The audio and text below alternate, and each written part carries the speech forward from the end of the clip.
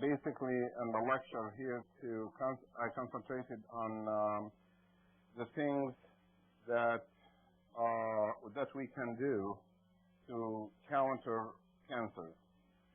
And the people obviously will just mix my transparency. Let me just correct them. Give me 1 second here.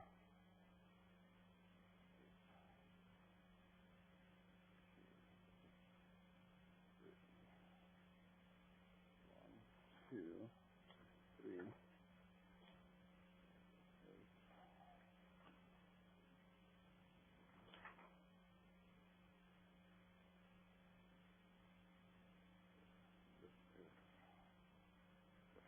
That's the right one. Yeah. Okay. How many people here have heard me before? Okay, then we have about 15 people have not. The lecture about cancer is intended to, I'm going to concentrate on that lecture, not so much on the cause of cancer, or what type of cancer, but we're going to concentrate how all the cancers together, how do they work, how do they invade the body, and what can we do nutritionally and physically to counter it back. The information you have tonight are the latest in the field of nutrition. They basically are books like these. This is all for physicians who practice nutrition only. This American Nutraceutical Association, and this is also for doctors who want to practice both regular medicine and preventive medicine together. So it's not difficult for any doctor to understand it. The problem is most of the information we have, how to prevent cancer, what causes cancer, how to cure cancer, is really not being told to the doctors and not being told to the public. And basically, cancer is a big business. The more people who have it, the more money hospitals make, and the more money drug companies make. So for the fact to eliminate cancer, it will be very bad for the economy. And right now, we have 4 million people under treatment of cancer this moment in the United States. We have 1.5 million people develop cancer every year. You can say, well, my cancer is different from other person's cancer. Cancer is cancer regardless what it is. It's still, the word itself is a scary word to hear.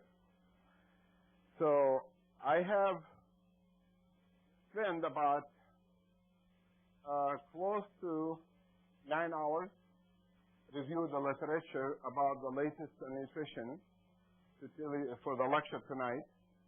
And then after I've done that, what I have done, I took the titles of every research, just the name of the research, and put it in a piece of paper like this, and one after one after one, and I came out with 15 pages.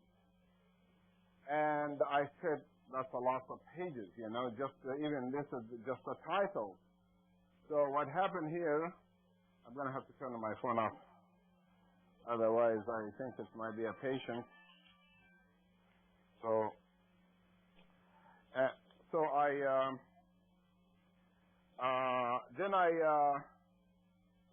spent 3 hours yesterday to try to organize it, which I did. And then I wake up at 2 o'clock in the morning last night, and I spent until 6 in the morning redoing it over again. And this afternoon I worked 2 hours to summarize it, and I don't know what I'm going to be talking about. So, in any way, I will have to put the the slides in front of me like this, what I want to talk about, so we don't go stray about the main thing I wanted to talk about. Well, actually, I can do that. I can just put my my own transparencies on here and see if we can focus it. And my handwriting is so perfect, so you just have to. If I can read it, then you can. So we have three curves right here. That the three curves, if we want to redo it over again, if we look at the incidence of cancer from the 1900 to the year 2003, we find that the cancer incidence is going up. Is that true or not true? Okay. And I start lecturing around 1969. That's the first time I lectured on nutrition in the United States. Before anybody, most of people get involved in nutrition, I already finished my PhD in pharmacognosy, which pharmacognosy is the science of agriculture and how to use agricultural products for healing. That is what my PhD title was. And there is not too many people in the United States have a degree in pharmacognosy, PhD, because pharmacognosy schools, most of them are closed. And pharmacology schools replaced them. Are you following me or no? Pharmacognosy is using natural things. Naturally, in Egypt, being a country that lives in the Sahara Desert, it is better for them to use herbs and nutrition, which they have used for 10,000 years, to heal rather than take drugs. Cheaper, works better, they know about it, and I was in the department that specialized in that field. So what happened when I came here to UC Davis, I asked to University of California, Davis, if I can be admitted. They said, we closed the department.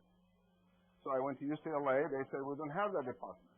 There are only a couple of departments around the country, and I was not about to chase around the country to look for a couple of departments that might be closing in a couple more years, which I didn't have any more than $100 in my pocket. So I just said, well, that's the end of that. During that time, somebody introduced to me Shaklee vitamins and told me, this man, Dr. Shaklee, makes vitamins. That's supposed to be natural. I said, well, I heard everybody told me everything about every product. I better go and meet with him. So I traveled to Hayward, California, in the small laboratory, which is no bigger than this corner right here, the first lab. And I met with him, and I said, tell me, how do you make your vitamins natural vitamins? Because in my PhD work, I was making natural vitamins. And the vitamins I was making was by lyophilization. I don't know if you know what lyophilization means. Freeze-dry process. Means you must pick up the crop early in the morning. It has to be organic. It has to be frozen to minus 170 degrees very fast, and so on, so on, so on. And the process is very expensive. So I found out, he told me that is how they make their vitamins. Then I went ahead, I purchased lots of it, and sent it back to Egypt for my father and mother to take. I continued to lecture about how important vitamins are and how dangerous chemicals are. Then I found myself in a dilemma that the people I'm lecturing to on nutrition, they say, what is your background? I said, well, I have a degree in pharmacognosy. They said, what's that? And these are medical doctors. I said, well, if you don't know what that is, maybe you should go back to school. Because that's the science of agronomy, agriculture. And they said, but you're not a medical doctor. How can you talk about nutrition? I didn't know that medical doctors didn't know nutrition that time. I believed him. I thought medical doctor knew everything about nutrition. I said, oh my gosh, maybe I should go to medical school. Then I went to medical school. And in medical school, they were impressed by my knowledge in nutrition. Then in the first year, they made me a professor and a student. I was teaching biochemistry and pharmacognosy, and I was a student, so I got free tuition.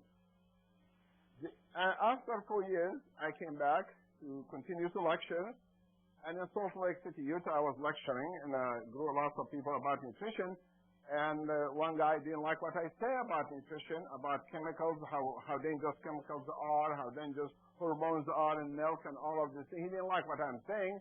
Then he said, you know, you're just a general practitioner, you don't know anything about disease. Then I knew this coming, but I already registered to join Washington Luke's in Chicago to become an internist, and after that I became a cardiologist, and after that I became the head of cardiology in Zion Hospital, and after a couple of years I decided to go on my own to practice in my own clinic. And the reason behind that is because number one, the vitamins they were using in the hospital were not Shaklee, and I prefer Shaklee vitamins. They have their own brand. Number two, I wanted to be by myself. I'm still associated with the hospital, but the vitamin part, we disagree. I do believe Shaklee vitamins are much better quality than any vitamins they have in the hospital, but they don't believe so. So anyway, let me tell you, when I started practicing medicine, I started seeing patients from cardiology patients, arthritis, cancer patients, this and this and this, and I started looking at what is the real cause of problems. I find the real cause of problem of this cancer here, it has to be one of few things. Could it be, we put this paper, this slide back over my slide, and I can use my own original slide. Could it be that from the year 1900 until now, there are more chemicals in the food we eat? Could it be there is more allergens? Could it be there are more sugar? Could it be there are more synthetic hormones? Are you following me or no? This is all related to cancer directly, by the way. Everything I'm talking about here is going to come later on. Could it be stress-related? Could it be too much fat, saturated fat in the diet? Which, you know, it can contribute to cancer. Or could it be, number two, there is decrease of the protein, so the vegetable protein people eat, and they eat more animal protein. Could it be they consume many other things that, like less vitamins and less minerals and less fibers and less water and less all of these things? Could that decrease in nutrition plus increase of the chemicals? Could these two things right here cause the cancer to go up? Are you following me? Is this clear so far? Okay. This can make the cancer go up, can make autoimmune disease go up, heart disease, you name it, everything is going up. So we have three simple curves right here to explain to us why we have lots of cancer. To understand cancer, we have to go back to the origin of life. The first cell in life comes from a man. It's called the sperm. And the first cell in life comes from a woman called the egg. Correct? These are two cells. Are these cancer cells? These are cells. It could be perfect, or it could be cells have disease in it from the parent, right? This guy right here, he has to travel all the way and go to the egg, him and 600 million of his friends with him, traveling very high speed, and only one of them is going to come right here, and if we look at the cell right here, magnify it a little bit, we find it has a nucleus inside it. If we look at the egg, it has also a nucleus inside it. Are you following me or no? This have half of the chromosome from the father. And this have what? Half of the chromosomes from the mother. And this is the tail. This is like nothing but he have engine in the back here to propel him to walk. And he have a tail that if he gets tired or the engine stalls, he can take the rest of the distance swimming. And he also have a hat on his head. Not to protect him against the sun. There's no sun over there. But underneath that, there is vitamin C. When he comes right here to the egg, he would take the hat off and say hello, and then release the vitamin C, and he will put the head inside and the tail swimming to tease the other one to tell him, I beat you, go back. And they do. They see the tail. I said, well, just a wasted trip. And then the two cells combine with each other, and they form one new human life cell, which is made of full chromosomes, the number of human beings, and nucleus, and the nucleus looks like this, and the chromosomes like this inside, and the nucleus has a wall around it. And I just want you to pay attention more and more about the miracle of life, because it has something to do with cancer. What we're talking about, that is going to have something to do with cancer. Because those kids are born right now. They're born with tendency to develop cancer. And all it takes, any insulting agent from society to produce a cancer. Are you following me or no? So when somebody say the cancer is hereditary, let us see if it is. If this was Adam and Eve, that still will be what? Perfect. Right or wrong? They were not born with bad cells. These chromosomes carry something called the genes, which the genes are proteins, which carry the characteristics of the father and the mother.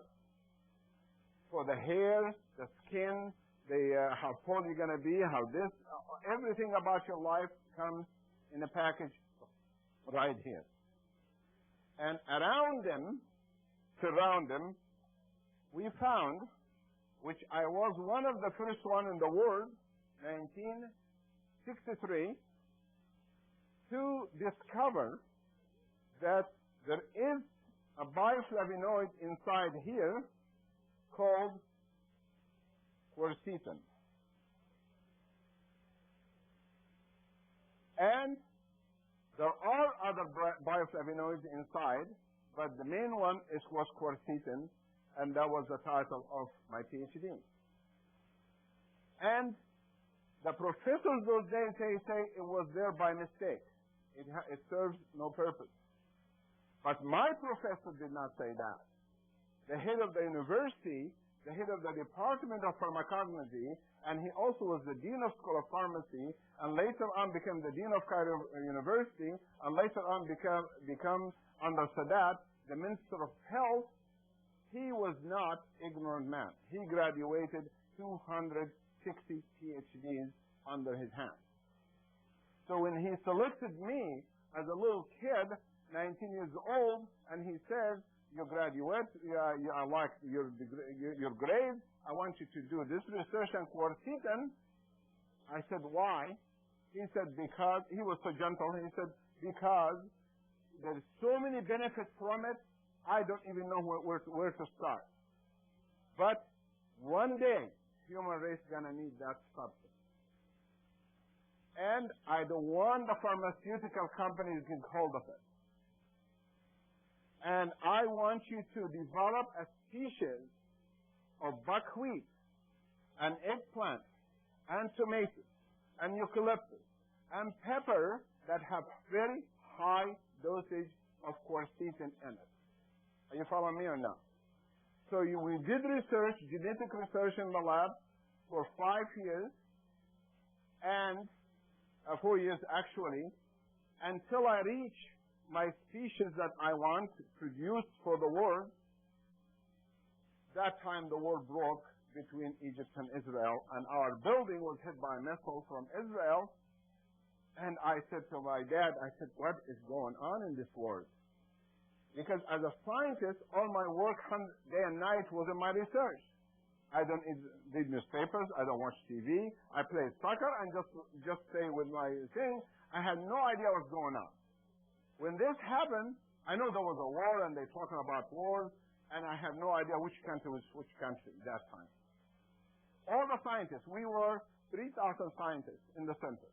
Every one of us, we just working in different things. We didn't care what's going on. So what happened, when this happened, I came down, I went to my dad, my professor first. I told Professor Darwish, I got to leave the country. I done so much work, and this is ridiculous what's going on. This unnecessary killing, I don't see what's the reason. And here you're telling me we're developing a substance to save humanity, and here I see the bloodshed in the streets, and I'm going to go to another country. That there is no war. Then I applied to Australia. They said we'll take you right away. And Brazil, they take you. I needed agriculture area. I need the area that they have lots of pharmacognosy schools. Are you following me or no? Because that's my field I'm in. I don't want Germany. I don't want England because there is no agriculture. So I'm lost. I have to be involved in chemicals. I got to stay with a society that's agriculture based. So I found out the United States is agriculture based. I said, that's amazing. Then I applied there too. Then they asked me, do you speak English? I said, no. Do you have any relatives there? I said, no. Do you have any money? I said, no. I only have my knowledge and my degree, and that's it. And if you take me, take me. If you don't, I go someplace else. So all the approvals start coming within a week. The first one was the United States. Then I just walked to the United States Embassy and said, where do you want to go? I said, I don't know. And the United States, let me see your map. And I look at the map. I look at the old map. I said, equal to Egypt, I want to be in California. I just went like this. Either Los Angeles, that town there, or San Francisco because the same temperature. And it seems there's a lot of agricultural land there, then I'd be happier there. But I didn't know there was snow up north, but I'm glad. So anyway, he said, okay, he's going to Los Angeles. The address, I said, I don't have any others. I said, just no others. They wrote down, no others. There were at least 10,000 scientists exited Egypt that year with me, the United States alone. And I don't know how many went to Brazil, how many went to here and there, because most of them didn't want anything to do with war. Just like Germany lost a lot of scientists, and many countries do. So when I came here to try to do research on that, I couldn't. I found through Harvard Medical School, 1996, that they discovered, that's Harvard, there is a substance inside the nucleus called quercetin. That's 1996, and I still have the article. You've probably seen it in my office, right? The American College of Cardiology. I said, oh, fantastic. Somebody else did the work. Then I find out that the quercetin actually is which is a bioflavonoid. It protects the genes from any damage from outside. I was so happy with that. And that time they say there are 4 other helpers to quercetin even discovered during that period of time from the year 67 to 96.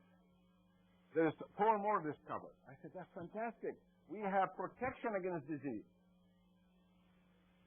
Right now, this second, there are 5,000 bioflavonoids discovered inside the nucleus. Not just one, like I thought. Are you following me now? So, what other functions? What happens if we have deficiency of it? Just pay attention to that, and then we know why we have cancer. Then we know how to beat cancer, once we know that. Around the wall of the cell, of the nucleus, there's a wall right here full of vitamin E. Where is the nucleus? Right here. Vitamin E. And we need a bigger cell. Let's just make the cell bigger right here. Get rid of this thing here. And in the cytoplasm, or the liquid the nucleus is swimming in, you have the mitochondria that generates the energy, give us energy. We have all kinds of things. And we find that everything here surrounds the cell with vitamin E, and it has also bioflavonoids inside it. So, we go back, we'll go to the outside. What's this outside? What do we call that? The outside wall of the cell. What do we call it? The wall of the cell. Okay. The wall of the cell is made also of lipids and vitamin E inside. And this was discovered surprisingly by New York Academy of Science 1971. And it just got published in the literature these days, 32 years later. Just like who killed John Kennedy, we'll know about it 50 years later. Stuff like that. That to me called conspiracy. And anybody say that if you think different, you are about to be crazy or there's conspiracy because you are fanatic. No, it's not. If you're dealing with Uganda or Chad or Zambia or one of those countries discover something, don't tell us, that's okay because they're ignorant. If you deal with a country went to the moon with this and this and this and discover a healing, discover something great, and we don't know about, that is conspiracy. Unfortunately, FDA is in control. And the FDA board are pharmaceutical executives. And one executive one time told me, what we're going to get with healthy society? What are we going to do with the drugs? What are we going to do with the hospital? What are we going to do if we don't have these diseases? People are going to multiply, come and go, but we need the money. When a society makes money its God, it's doomed. Because Romans did it, Greeks did it, Egyptians did it, and they were doomed. Because money is not God. Money is good to have, but it should not be bigger than morality, bigger than God, bigger than this. You cannot just take money and kill people for money and sell drugs for money and destroy society for money, sell cigarettes for money, sell alcohol for money. No, no, no. We should have standards. Our FDA standard, it's a wolf in sheep's skin that we protect you. Don't worry about it. So when we sit with the wolf, they smile like a wolf, of course, and they say, let me take my jacket off. That's the way it is. You got to accept what we say. Then I start questioning everything like I was in Egypt. When I was in Egypt as a kid, you taught to question everything. If somebody tell you something, question it. Is this village this way or this way? This way? So why do you say that? How do you know it's that way? Give me proof. Is the Nile water good to drink or not? It's good. How do you know it's good? Give me proof. We humans need proof of things. We need that. And this vitamin E have a purpose. Okay. Let us put this cell right here. Let's put it back in the baby again. And the baby inside his mother, right here is the uterus. It becomes one cell, then 2, then 4, then 6, then 8, then 16. Are you following me or not? Okay. And, oh, this one doesn't go up. It's probably the FDA.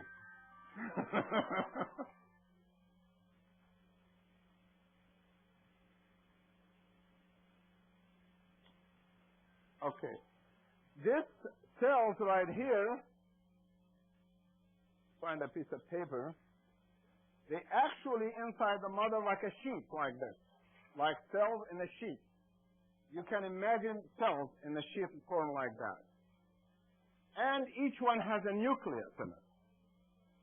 And the number here, like, let's say 36. 2, 4, 8, 16, 32. Or let's say 32. 32 cells. These cells in here, in this area right here, I think you can imagine that, right? These cells right here, 2, 3 will make the brain. This group right here will make the trunk. You follow me? This group right here will make the leg and so on. So any mistake here will damage the brain. Any mistake here will damage. You follow me or no? So the Creator God has to be sure that when Adam touched this earth, he knew before he comes what to eat, what to drink, where to sleep. He was not just like people say, stupid guy coming, he made a mistake and just come and... No. He was created by God and Satan was created by God, and God knew exactly what happened before and after. And if he wishes, he will never create both of them. It's all planned because God loves us. We're the human. We're the best he made. And he said that. So Adam was told, when you go to the water, that's an eel, that's a snake.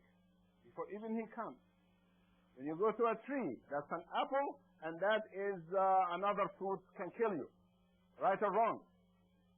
And when you run, this is a camel, this is a dinosaur. And so on. Survival, because the cells here were perfect to tell him what to do. Are you following me or no?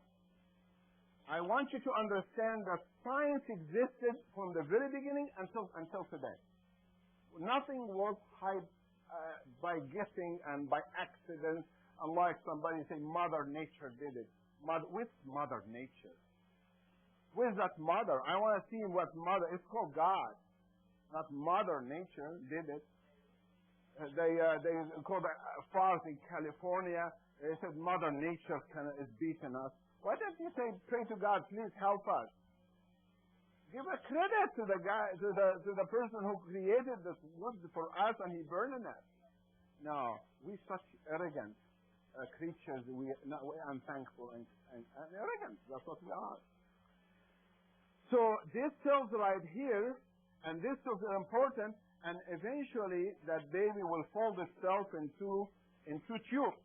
One tube this way, one tube this way. One becomes the spinal cord, one becomes the stomach, and the baby will grow and come out from the mother like this size like that.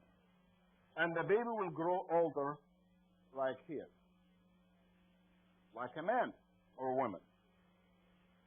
So every cell here in the brain gonna grow bigger, and the heart will grow bigger, and the skin will grow bigger, and the bone will grow bigger, and in every organ grow bigger, right or wrong? Now you get in the point about cancer. There is a gene inside here, that gene is called It's called oncogene.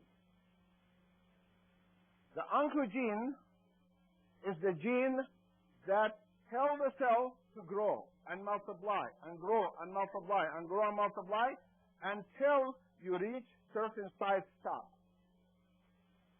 And he's so careful that the cell, all the cells touching each other, and they tell each other what's going on inside each one. This oncogene is part of the problem. We're going to be talking about it in a few minutes. This is the picture right here that I was drawing in my dining room, 2 o'clock in the morning, to show you the cells will multiply like this, and the person will grow older like that, and then eventually this cell gets exposed. This cell gets exposed from outside to poison from the air and from the water and from the food and virus. I'm talking about Adam. Cell. We have not talked about your cell. We're talking about the perfect cell first. And all kinds of things from outside. Because in those days, there were radiation in the atmosphere, right or wrong? There were volcanoes all over the world. There was radiation all over the world.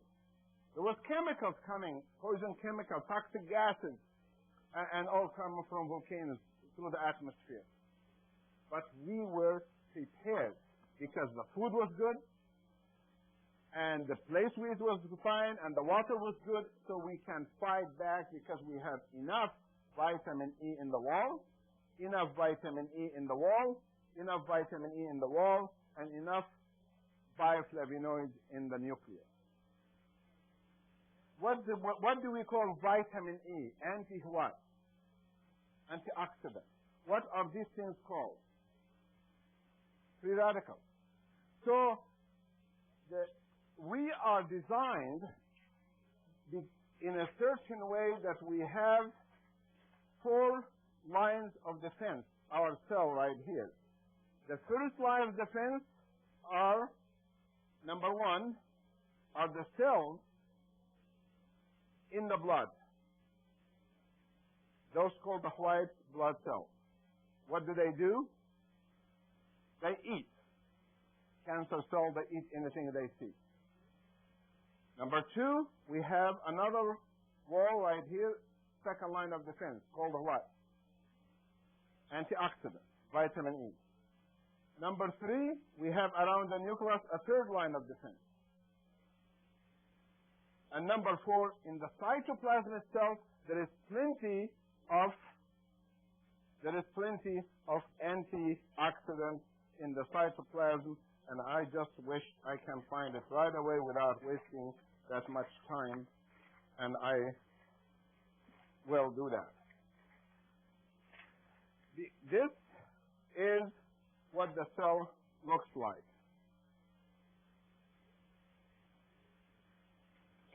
That's the cell I just drew right now. It has a wall from outside. The wall have receptors, hands, to grab food from outside, grab protein and vitamins. If you were here in the last lecture on hormones, grab things, and if you grab the wrong things, we're in trouble. Like if this receptor right here grab the wrong estrogen, then the person will have breast cancer. If they grab the wrong estrogen or testosterone, the synthetic, it will develop prostate cancer. If it grabs the wrong stuff, you will have skin cancer. If it grabs nicotine or something, you will have lung cancer. Are you following me or no? This here, receptors, can grab good stuff or bad stuff. Inside the nucleus right here with the wall around. This is how complicated it is. And I will magnify part of it for you a little bit more to show you that this cell right here, it has the ability to take its own poison from inside, its own free radicals produces, put it in a canal right here, and dump it in a small lake, and the lake dumps it in a small cup, and the cup comes right here and comes out in the bloodstream. You see how chemicals coming out of the cell. We talked about that over the years, how the hands handle and all of this stuff. We've grown up from this hand stuff, cartoons I used to draw in old days. I got to show that I know more than cartoons. So this is what we have is those line of defense. If this chemical passes through because there is a deficiency of antioxidants, vitamin E, or vitamin B, or beta-carotene, or vitamin E again, or bioflavonoids and many, many kinds, 5,000 bioflavonoids, then the chromosome, it has gene on it, 4 genes like this, it could get what? Damaged. It can get damaged by the radiation or by the chemical. Are you following me or no? Do we have radiation in the atmosphere to damage our body? You said we do. Okay, let's see if we find some radiation right here. I had a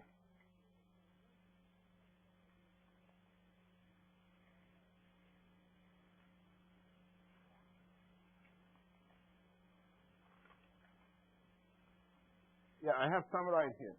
Let me show you some of the stuff I come along, just in my study over the years. This is United States, and this was published by Department of Nuclear Energy, and it shows right here the risk of thyroid cancer, and it shows you right here that this area right here, all these areas, this color right there, the area that's being contaminated with radiation. All of this area contaminated. The only few spots in the desert right here is not, but the rest of the country is contaminated with radiation. If you don't believe that, then I will show you another one, more convincing, and that one right here. This is United States, and this is a nuclear power plant waste storage site. This is the waste storage site, nuclear waste. How much do we have here in this area here? We have a lot. We have 2 right here, 3 right there. We have lots of them in Illinois. We have some in California. We have waste all over. This in the ground. Can this go to the underground water? You know what's happened right here in Washington State, right there, and that's one I mentioned right there. This is Harper Nuclear Waste Site. Have anybody heard what's happening over there? It's still your country. Harper Nuclear Waste, all the nuclear waste from Savannah, Georgia, World War II, were deposited over there. Millions of tons of uranium and plutonium in concrete so thick, like 10 feet thick concrete underground. And 1945, we said there's no way this stuff can exit 10 foot of concrete. 20 years ago, it did. It was leaking out. The farmers were getting sick. They complained. They said, no, it's in your head. It's psychological. Finally, they got a lawyer and they start suing. They got people like that. And finally, one of the people who worked for the Nuclear Energy Commission went in 2020. That's what you call good Samaritan, really good American. And he exposed them. He said, I can't take it anymore. This is what happened. He was fired. So what? He's a farmer now in North Dakota, and he's happy. But he lost his $150,000 salary, but he's a happier person. And he exposed them, and now people got really mad. So now they dug underneath it, and they put another 10 foot of concrete. And they said never will come out. 10 years ago, it broke through again. And the people are mad, and they evacuated the whole area. And people are getting madder, and everything hush, hush, hush. Just like what happened in Iraq, everything has to be hush, hush, hush, because they want us to know what's going on to our children. Did you know that the bullets our soldiers carry in their pockets right here in Gulf War I and II covered with depleted uranium in the end of it? Every single bullet have depleted uranium in the end, so it can penetrate tanks and mountains, so that you can get Osama bin Laden. You want to blow a whole mountain, that you need depleted uranium. You need something harder than steel, harder than any metal. But the soldier carried, it was not told. This is close to his ovary, close to his testicle, close to his intestine. And they said Gulf War syndrome is their imagination. It is not their imagination. Out of 500,000 soldiers, there's 130,000 soldiers will have birth defect children right now. Birth defect means kids born with defect. And now, I don't remember the amount, but I have it written someplace, but UCLA published it about in March this year. I don't remember the amount. I think it was like about 2,000 tons was used in 91. Now in the last war, was 200,000 tons was used in this war. Where are they going to go? Where's the uranium going to go?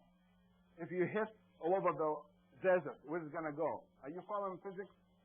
It's going to be in the atmosphere. It's going to be carried with the jet stream. It's going to come to us through Santa Ana winds. It's going to go through the whole world. Because it's one single earth God made for us.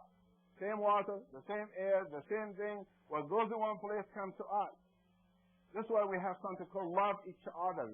And Jesus said, love your neighbor as you love yourself, and all of that. Because we are just one human race. But I'm telling you, this waste is dangerous or not. But we can counter it with taking enough antioxidants, enough bioflavonoids, enough of that. And I proved it in my practice. 25,000 patients I had in 25 years.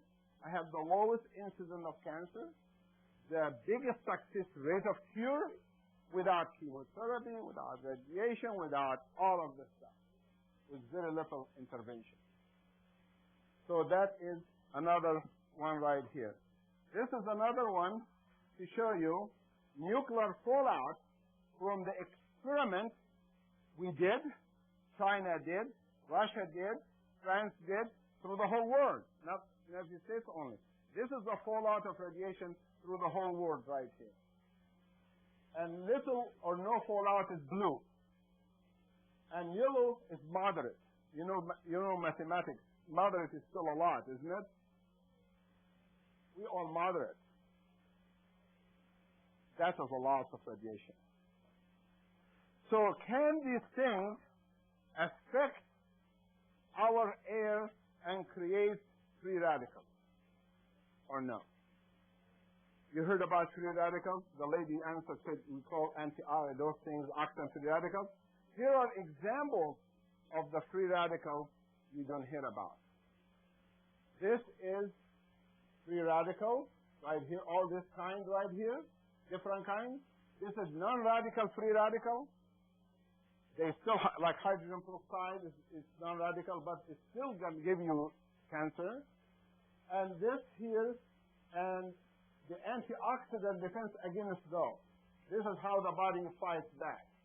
The body has superoxide dismutase, catalase, glutathione peroxidase, vitamin A and C and E beta-carotene, cysteine, CoQ10, uric acid, flavonoid, sulfide group, and thiophene group. All these things are the bioflavonoids and the vitamins to fight back.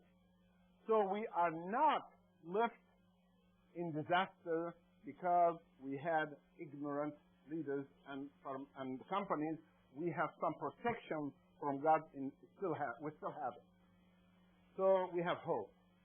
We have hope to the point that I want to show you the article. I don't have it with me right now, but I will show you what the article says, that actually the damaged DNA right here, the damaged gene right here, this is the oncogene that got damaged.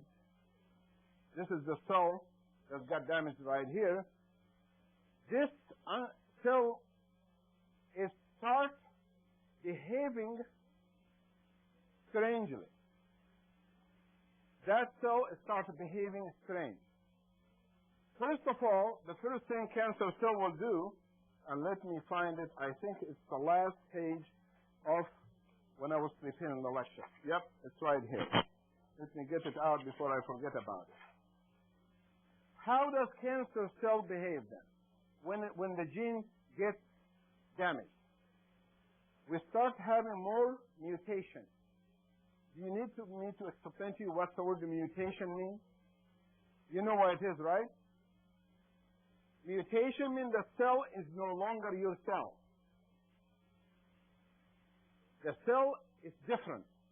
It has a new kind of oncogene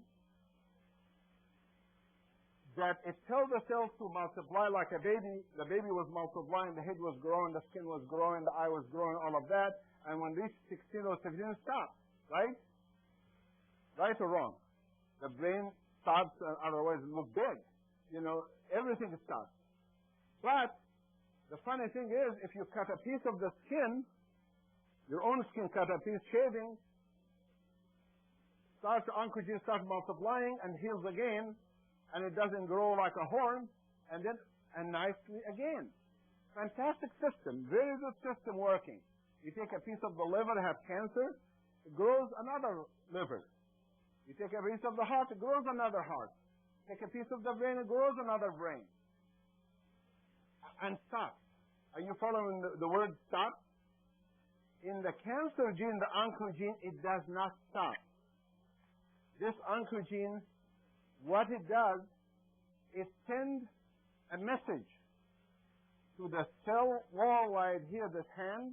You see the hands right there? Remember the hands, they receive the vitamin C, the vitamin E.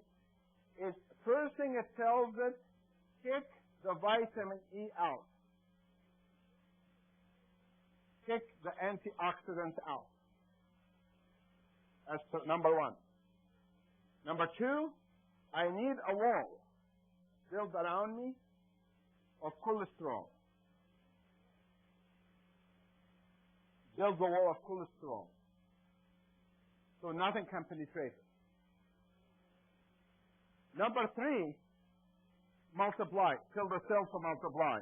So the cell, which by the way, I just have to show you different kinds of cells, what cells they do look like.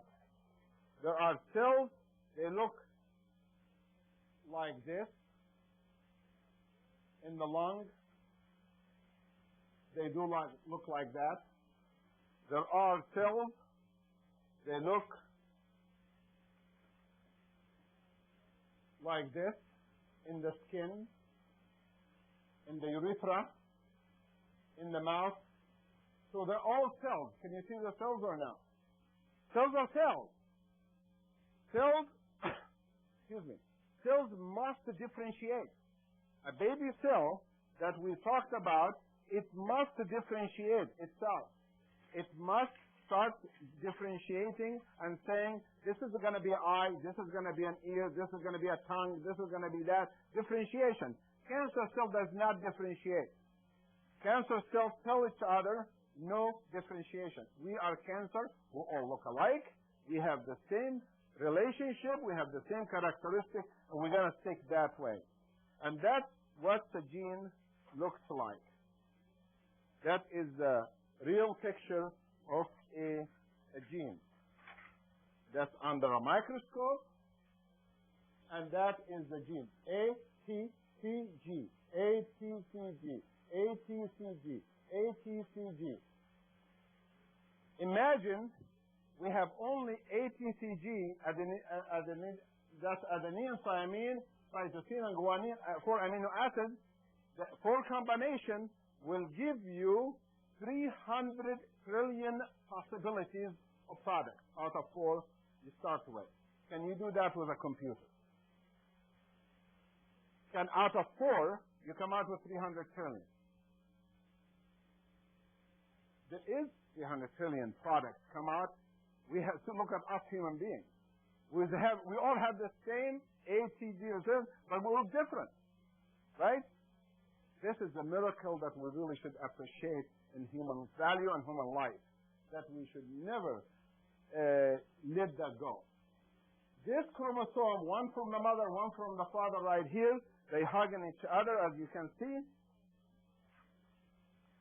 However, I do have some more cells right here, just to get you accustomed to what cells looks like. This is more cells right here, looks like that, this like that. This is stomach, looks like this. Kidney looks like that, and they all different kind of cells. It's just to get you accustomed to what cells look like. And I'm not gonna make you sick of it. However, the cells, look how close they are to each other.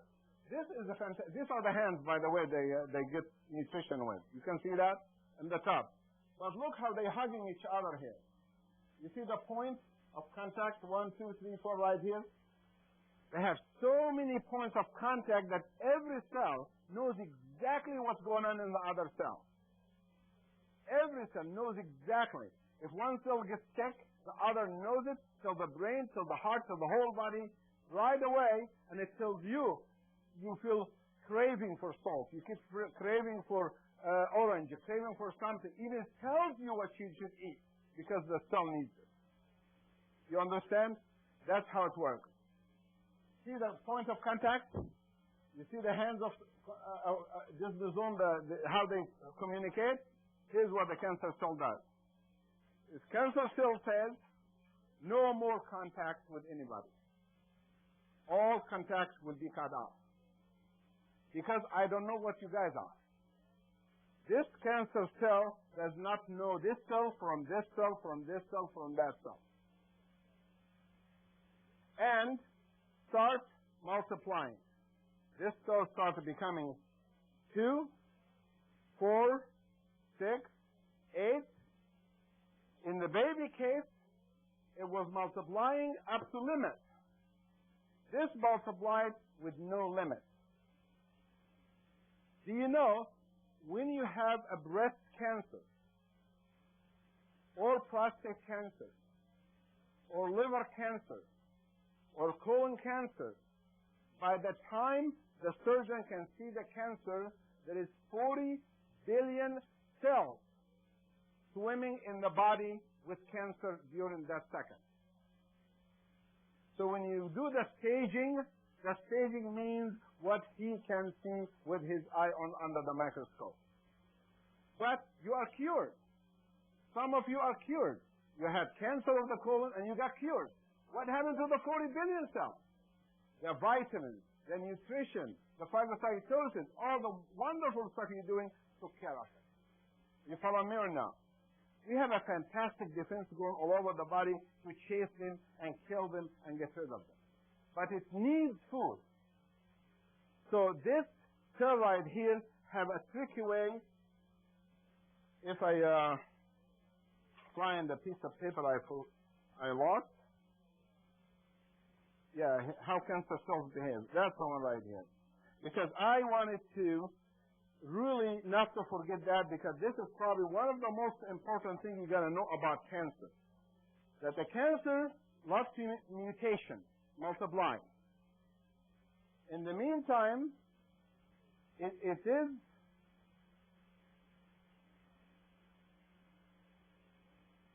is when it needs blood, it sends a message. It sends in prostaglandin E2 hormone, it makes it, and send it in the bloodstream to the heart to tell the heart that I need blood right here. The heart doesn't know it's not cancer cell. This process of called angiogenesis, making new blood vessel, is very dangerous because all of a sudden the cancer cell, which are suffocating itself, have lots of blood coming from every direction. So it multiplies more and it spreads more and very rapidly. So it has, and when we talk about PGE2,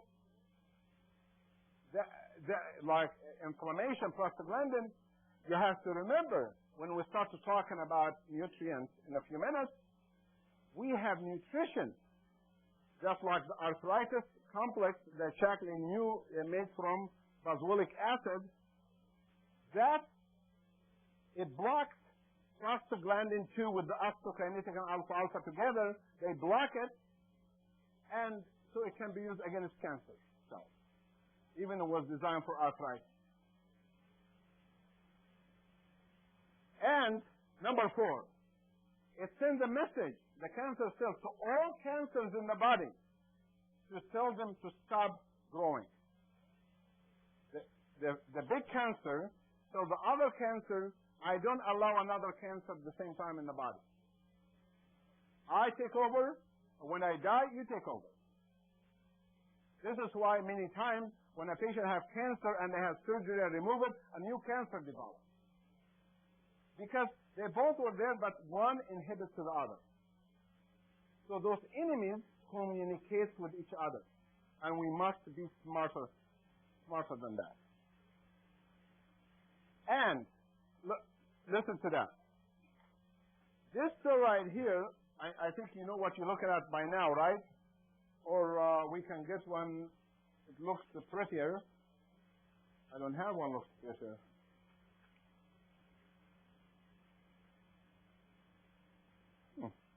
Someplace right here there was another good-looking cell. Anyway, this is not a bad-looking cell either. This cell right here, you can see they have hands to each other. When a cell gets sick, full of virus, or you give it to your baby, and the cell of the baby, the brain, it's not right cell for the brain, not right cell for the heart. The good cells around it, because you're feeding the baby good stuff, good food all the time, it will tell the cell around it, tell that cell to blow itself up. So the cell is capable of exploding. It's called apoptosis. A-P-O-P-T-O-S-I-S. Apoptosis means blow itself up. The cancer cell is telling itself, I will never blow up. It's right here. That is number 4, or whatever, number 5. Still, it's all baby cells, no apoptosis. Cut down the self-destruction behavior. We don't want that. Number 7 right here, because I couldn't read number 5, number 6. I wrote I could read it, so I read it when I get home. It's not important. You're not going to know the difference anyway. Okay. The cancer cells, for some reason, when I joined the City of Hope in Duarte, California, 1969, to do research on leukemia, my professor there, he said, cancer cells have lots of G6-BDH, glucose 6 glucose 6 phosphodehydrogenase enzyme. I said, what's that? He said, well, it just gives it lots of sugar. Cancer cells love sugar. They love to eat sugar. They live on sugar. The more sugar you give them, the more they enjoy it.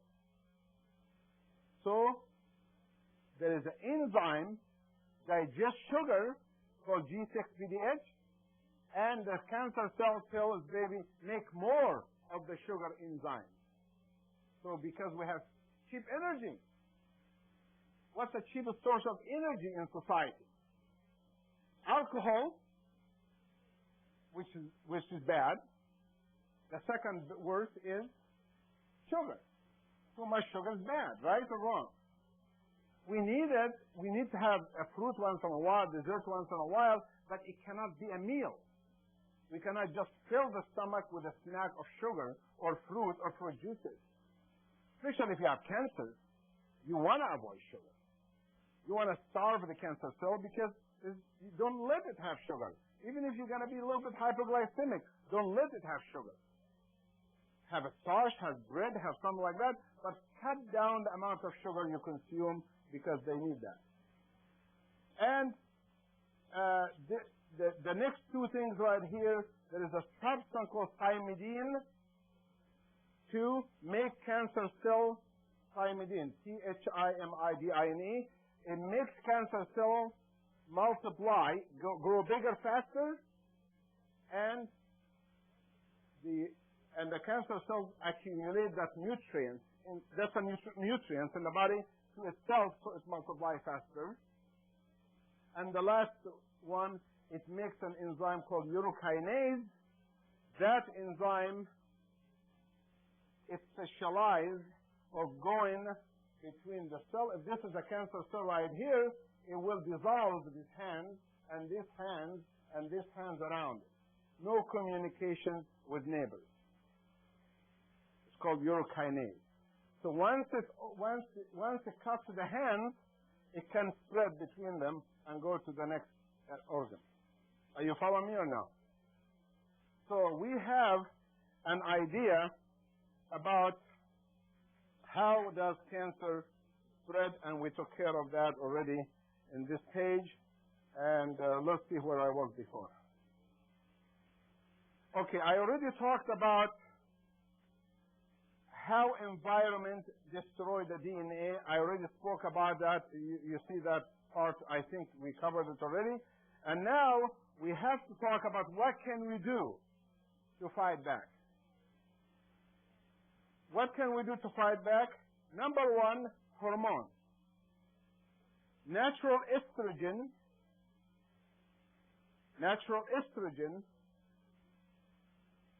it fights cancer. Even cancer of the breast. Natural estrogen from soy protein, from menopausal complex, from wild yam fights cancer, all types of cancer, especially the cancer of the prostate and the cancer of the breast. Because natural estrogen, what it does, I will take this off right here. You're not going to be able to write everything. That's why they have a video there. You can go to some pause and read everything here. These receptors that you see right there, these receptors you see right here in the top, you see those receptors right here? If you fill those with that estrogen, then the cell itself will develop cancer.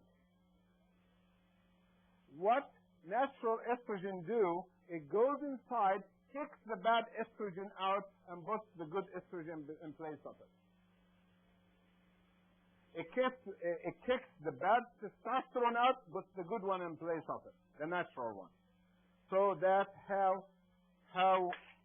is the natural estrogen work. I thought I'm going to have time to go over 50,000 different things what estrogen does to the body, but I wanted to go to the last few things right here. Estrogen increases phagocytosis. What phagocytosis means? The cells eat something. The more phagocytosis, the better, right? Increase apoptosis of cancer cells. What does it mean? It makes cancer cells blow itself out.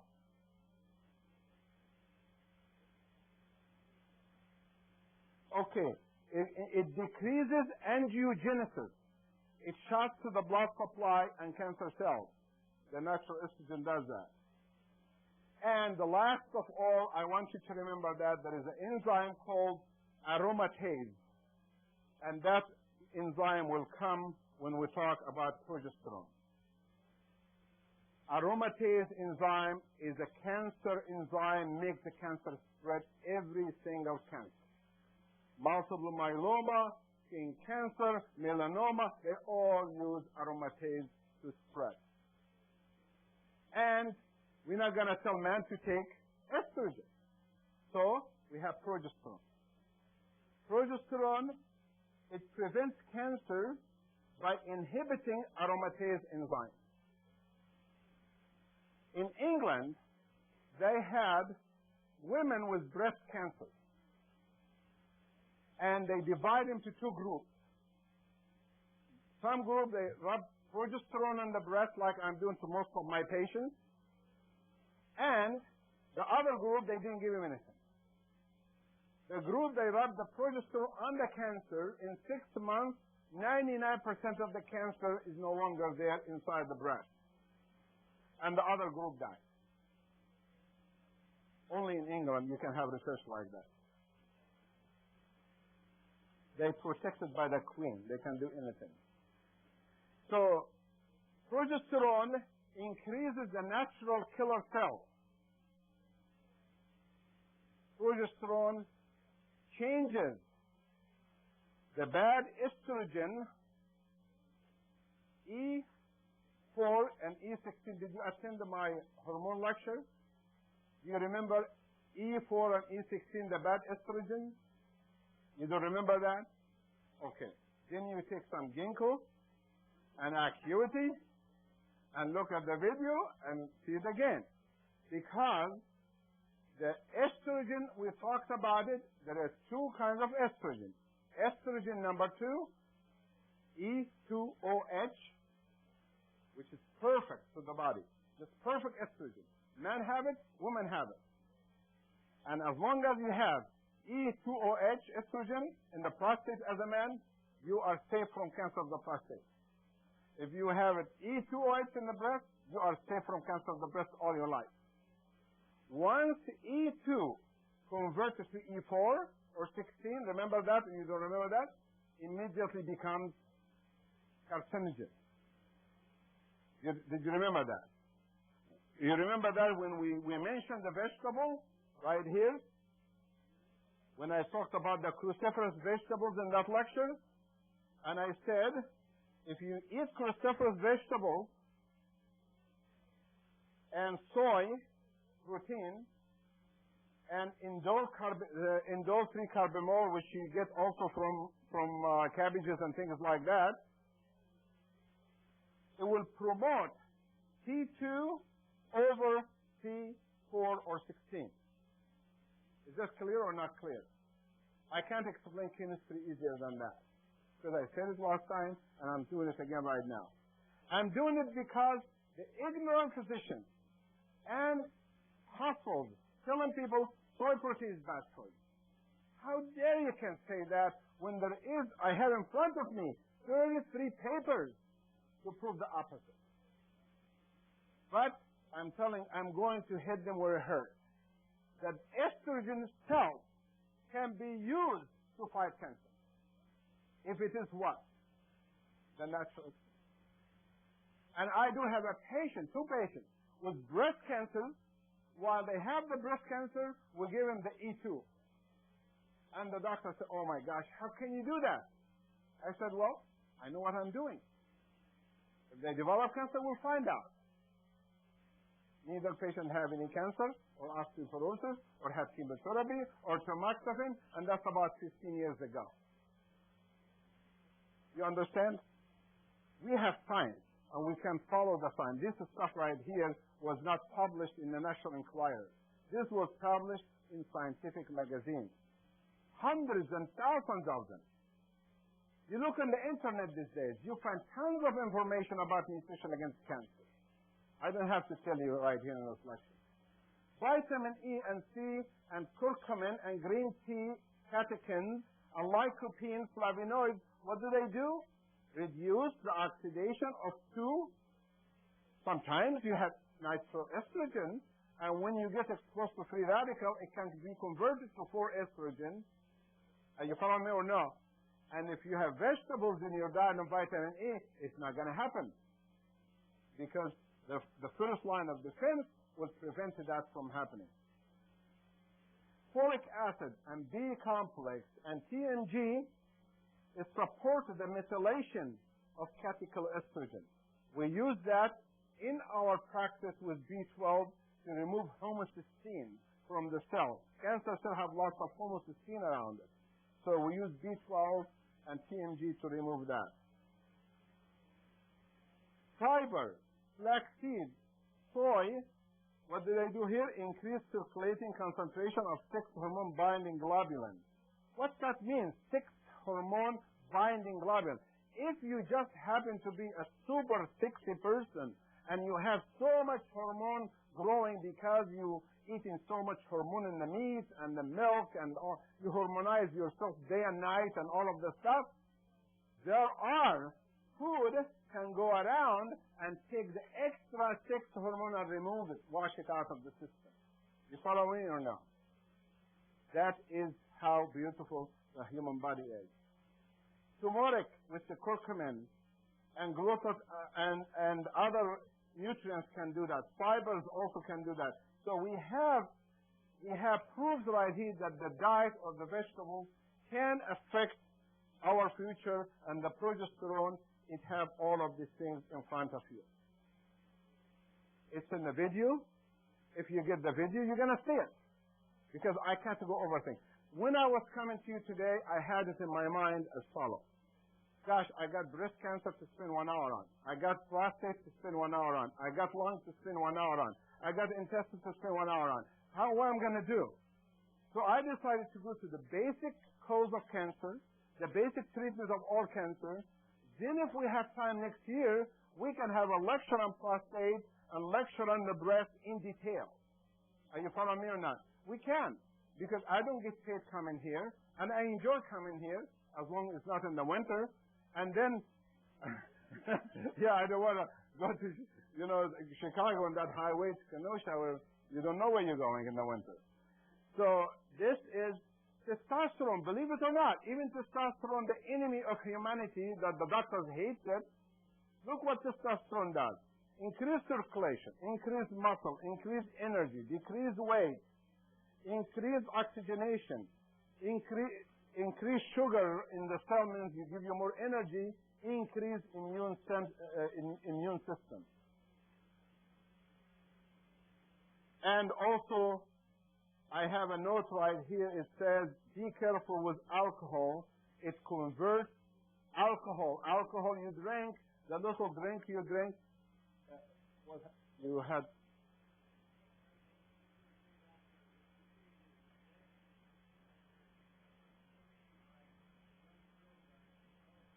Absolutely, absolutely. It is disaster. I have grandchildren 9 years old, and I look at the girl, I said, what is this? You're a woman already. Stop eating junk food. So whatever the hell you eat, don't eat it. You're right about that. But I want to share this about we don't want to blame hormones, natural hormones, for our problem, because it isn't. It's the hormone they add to the meat and the milk and all of that stuff, and the plastic. All the plastic are hormones. The PCB, the chemicals, the pesticides that we use in the garden and all the stuff in the homes right there. In Antarctica, the sperm whales, they have 600% more of PCB in their blood there, 6,000 miles away, than 100 years ago. And they have cancer also. So we have to become activists to clean this earth for ourselves and for God and for next generation. Because, it takes one good person to change the world. You already know that. So let's work together. But I want to tell you something about alcohol. People tell me always about drugs. Hamburger is only one time. Barbecue is only one time.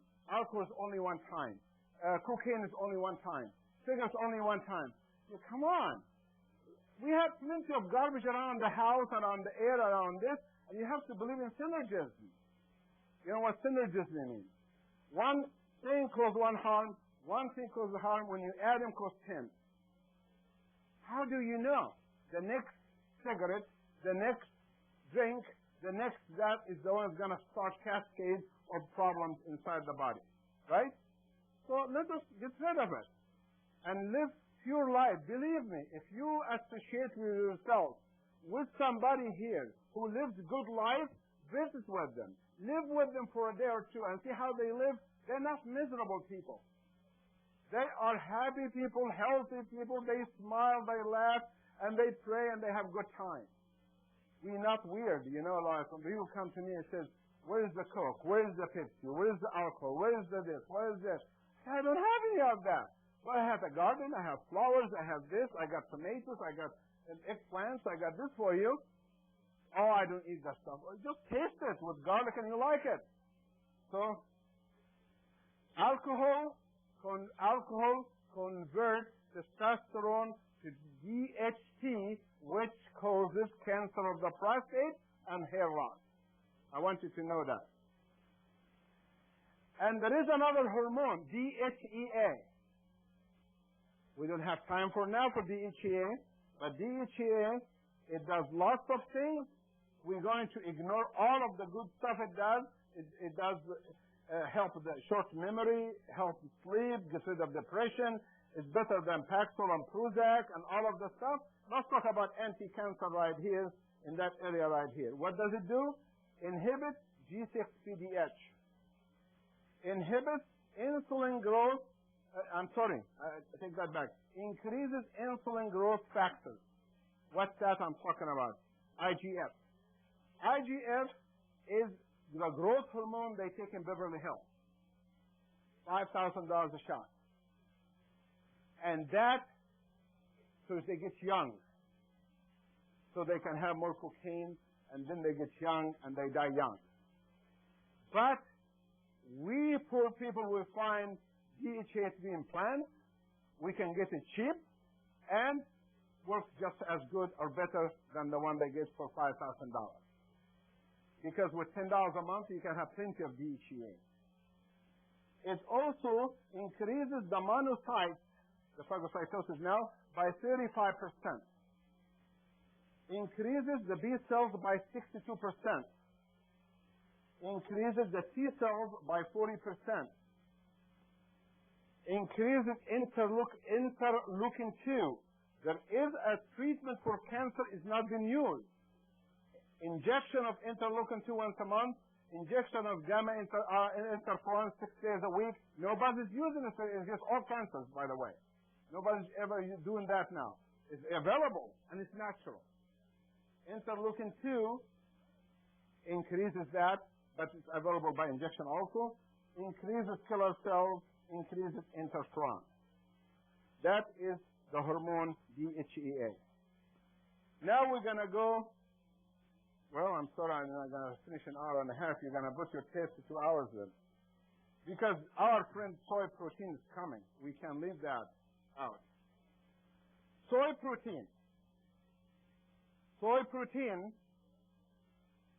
inhibits protein kinase. Just take it from me or believe it or buy the video. Protein kinase is the enzyme cancer cell uses to spread.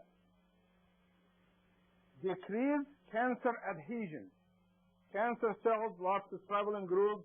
Protein, soy protein, separate them. It has a substance inside it called ginseng, and also another substance called diastin, and another called quel, and isoflavone. That's what's in soy protein. But the main one is ginseng in chocolate. And I tell you what, if you want to get the best chocolate protein, and take my advice for it, get the one, the called, has almost the protein that tastes bad. What's the name of it? Soy mix. When I start fasting the month of Ramadan, I want to have something healthy in the morning because I'm so sleepy, I'm so tired, I'm not going to wake up to eat. I said, what I'm going to do now? I got organic milk without hormones in the refrigerator. I take 16 ounce of glass, and I prayed first, got big scoop from that terrible tasty stuff, and got another that's a 3 tablespoons, with 3 tablespoons from the energized protein, and teaspoon of honey. I got to put the honey because I don't want to vomit. Then, then I stir the whole thing together so fast and back so fast because I'm asleep at night and I don't want to. And then I drink it. It's so good. I said, next day, I just use more of that soy mix because it has 15% protein, doesn't have any carbohydrate, and only a little bit of the others. And maybe tonight I will just use it first, and if I'm still alive for next lecture, then I tell you what it tastes like. But I'm going to do it because that stuff is the best protein probably in the market. How can you find 15% pure protein? No carbohydrate, no sugar, nothing. That is perfect. But how can you make that taste good? I made it for myself. I added a little bit of honey to it because I just like it to be a little bit sweet so I can drink it with cold milk. I didn't heat the milk. So I don't know if heated milk will make it worse, but I'm glad I didn't. Okay. But anyway, soy protein is anti-angiogenesis. What's angiogenesis again? New blood angiogram. Angio means arteries, right? So it is anti-angiogenesis. So it does not let cancer cell have more blood supply. Look what it does. It's estrogen receptor blocker. Did you take that in your mind or no? What is number one cause of cancer of the prostate in men? Testosterone or estrogen? That's right. People think testosterone. It is not. It is the estrogen in the man causes. What is the number one cause of breast cancer in women? Estrogen. Bad estrogen. So this replaces the bad estrogen with good estrogen. Increases apoptosis, especially in melanoma. It's excellent against melanoma. Oh, by the way, DHEA cream, when it's made in the market, it's the best protection against melanoma you can put because it really detoxify the skin. And I haven't found good quality one yet. I found lots of creams, but when I analyzed them, they didn't have DHEA. They said it does, but it didn't have any. So there are lots of people cheat, and they lie and stuff like that. There is a company in Germany. I'm going to contact them to see if they can export some for people who export to the some farmers and people who do that. Because the best thing you can put on your skin to stay young, 100% young, with wrinkle-free, is estrogen. Estrogen. But estrogen, you're going to have too much estrogen if you do that. So the DHEA, being the father of estrogen, can do the same. It helps chemotherapy, soy protein. So tell your doctor, protein is good with chemotherapy, doc. Give me some of that. Or let me have some of it. Quercetin, the biflavinoid, which from vitamin C, when you add it with soy protein, it decreases the size of tumors, it shrinks tumors. Curcumin with ginseng, which is soy protein, it decreases the size of breast cancer. And also, curcumin and soy protein, it fights the pesticides that it has diazinon in it that that causes breast cancer sometimes by 100%. It destroys the cancer cell by 100%. That if the cancer is caused from chemicals. If you mix beta-carotene with soy protein and alpha-alpha together, it decreases also angiogenesis.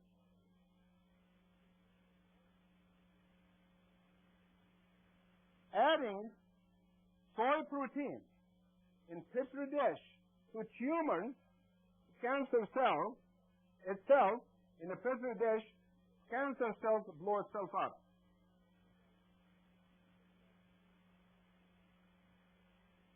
Adding ginseng, yeah, right here I just said that. And then after that, the green tea, that's number 3. Green tea is very good, take my word for it. And garlic is very good, inhibits cancer of the colon and the prostate. Beta-carotene and vitamin A is very good. It inhibits mouth cancer, the cancer of the mouth for people who used to smoke cigars and things like that. They get cancer of the tongue and the mouth. They can have vitamin A and beta-carotene. Vitamin A inhibits cancer of the prostate by 40 to 70%. EPA helps chemotherapy when you treat cancer of the colon. EPA, the Shaklee EPA. EPA also increases the apoptosis of breast cancer, pancreatic cancer, and lung cancer. So that is the EPA, that's plus the soy, plus everything we talked about before, the other hormones. EPA protects cancer patients from wasting away. Given 6 to 10 EPA a day and soy protein, they can build muscle because cancer cells tell the body, don't keep protein in. I want sugar only. So the person loses weight and becomes skinny. And you know we try to get them to put weight on, we can't. That's the way you do it. EPA and soy protein. We don't need America, we don't need IVs, we don't need all this expense. EPA decreases the cholesterol around the cell, cancer cell. It dissolves it.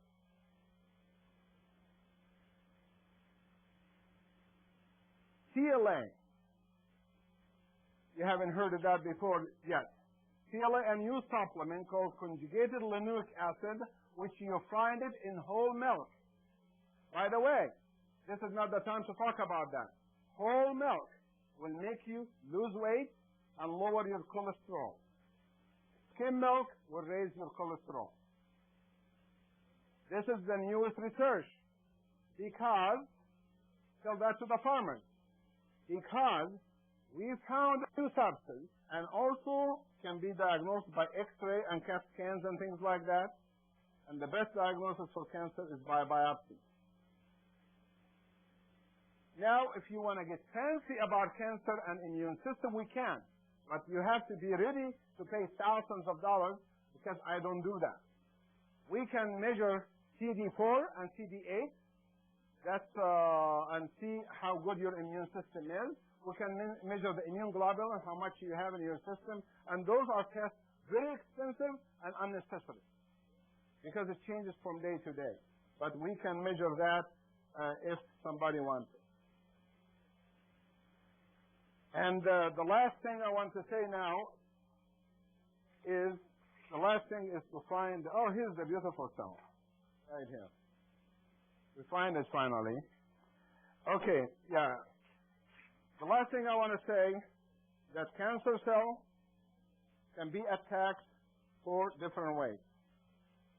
1, with hormones, natural, medication, surgery, chemo, radiation, anything we can kill that, we can do medically. Just a medical management for the cancer cell. Second, nutrition. We just mentioned that.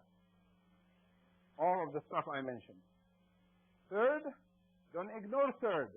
That is stress management. Because cancer patient was told they're going to die. We have to tell them, no, you're not. Because I'm going to die before you. When a patient comes and tells me I'm going to die, I tell them, well, maybe I beat you to it. So can you tell me what should I do now? One of the worst thing you can do to somebody, take their hope from them. And you can't do that. I know you justify to yourself, the father, you want to know when your mother is going to die, so you can prepare who's going to get the money, and who's going to get the house, who's going to get that. You know, the best thing to do, enjoy the person you are with, and don't look for any money, just enjoy him. That's all you have to do. And then the stress, when when you feel you have cancer and everybody supporting you, your friends, your kids, your doctor, and everybody, you're going to make it, you're going to make it. Even if you're not going to make it, you say you're going to make it. Lie to them. You tell them you're going to make it. Are you following me or no? You know, there is, you know, when I was growing in the village, my mother told me there is one thing you can lie about. No lies, but except one thing. When you get married and your wife is ugly and she said, am I beautiful? You said yes. And that's a lie, but you got to say it. So there are situations that we can lie to help somebody. Are you following me or no? And I'm sure God understands that. The second thing is praying. Praying for yourself for healing. We are looking for a big power in the universe called God around us, can do everything, can make miracles, right or wrong? And tell them, help me. Mayo Clinic did research on that. They find out during prayer, regardless what the prayer for Jesus or Buddha or Hindu or whatever the prayer is, or meditation, the amount of interferon level and interleukin-2 went up by 300%. So being positive is important. So if you have cancer, don't allow negative people in your life. If you want to watch TV, watch something you're going to laugh about, not cry about. That's crying depresses the immune system.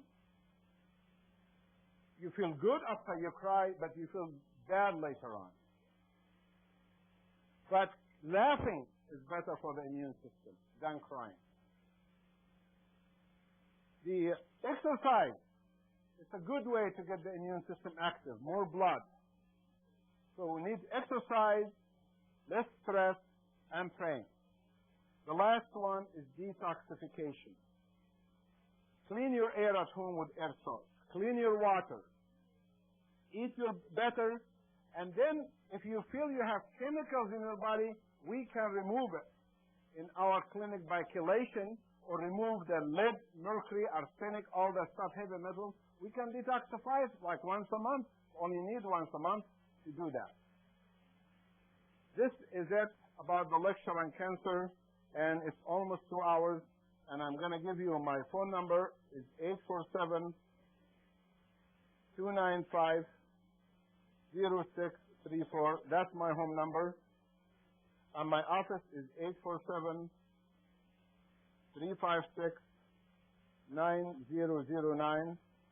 And my cellular phone 847-571-3914. That's the cellular phone. That is the office. If you have any questions, you can call me in my car phone, my home. I'll leave a message and I get back to you. I'm going to be taking some questions because it's already 2 hours and the tape is 2 hours, and then some of it might go on the tape. Any questions here? Any questions in the front? Yes, sir.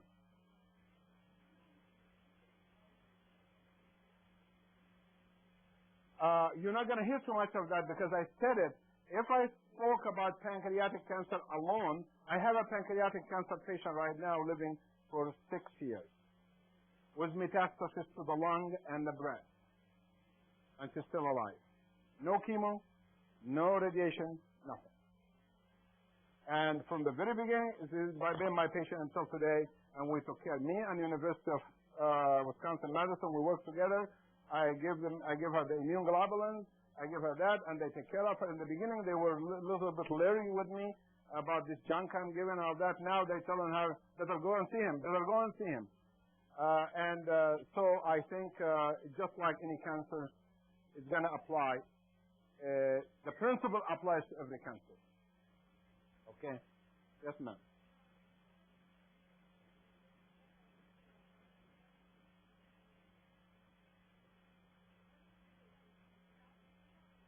No, you don't stop. I mentioned chemo, I mentioned radiation, I mentioned all of that. You don't. You continue what you're doing, but add to it what I just said. I gave you the soy protein, I gave you the hormones, I told you about the garlic, I told you about the ginger, I told you about everything, and I told you how it works. Your doctor doesn't know that. So you get the videotape. Everyone here should have that video. This video will be like a library video. Should be something we're not going to repeat for 20 years from now. Because that's a very hard lecture. But for the lady who said right here, pancreatic cancer, we will have lecture on prostate cancer in detail, breast cancer, GI cancer in details in the future, maybe next year. We're also going to have lecture on obesity and weight loss with CLA and other things. But this is a very hard lecture. Took a long time, and I don't want to do it again.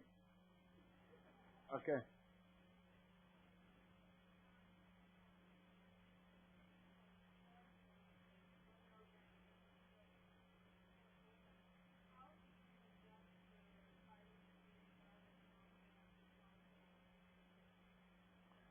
They're not.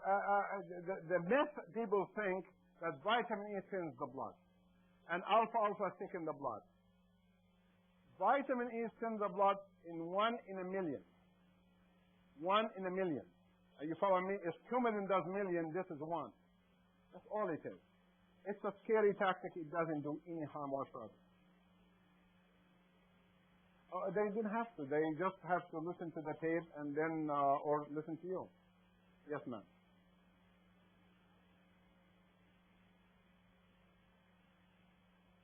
It doesn't matter. It doesn't matter. Estrogen receptor positive, negative, negative, positive. It doesn't matter. You treat him all the same. You attack him. You always listen with cancer. Please assume the worst and hope for the best. Every one of us right now have cancer. Let us hope it doesn't show. Let us catch it before it shows through the technique of specialized CAT scans with tumor markers, which there is tons of them. I think I passed some of them to you already, so you know. If you want the tumor markers, we can do it for you. We can write you a prescription that you get it done in your own local hospital, and they send me the report, and I call you with the results. You know, I can help you all kinds of things if you feel like you're cornered and the doctor is gonna get upset. Don't let it. Just call the office. We call the hospital. We then order the test for you. Your insurance pays them directly, and then when we get the results, we look at it, call you back, and then if there is something, we'll let the doctor know. So to help you out. So you leave this lecture that I'm your friend. I'm gonna be helping you. Okay? Yes, sir. In the back.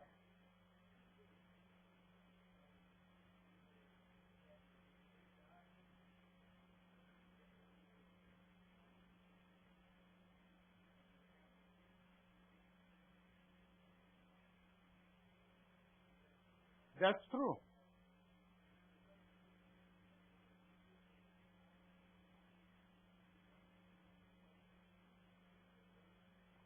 You know, that is very wonderful. We can go through a lot about that. When you go to the digestive system, you know, we are right now fasting in the month of Ramadan. We don't eat all day until nighttime. Everybody look at me and say, oh my gosh, poor thing, poor thing. I remember in my village, north of the pyramid, when the temperature was 130 degrees, and we all fasting, no water all day, and none of us passing out, and none of us having any problem. But that's a detoxification process. And now the new research has shown, if you skip 2 meals a day and have only 1 meal for a period of time periodically, it helps the body to get rid of toxins and chemicals. So fasting has lots of merit to it. Any other questions? Yes, ma'am.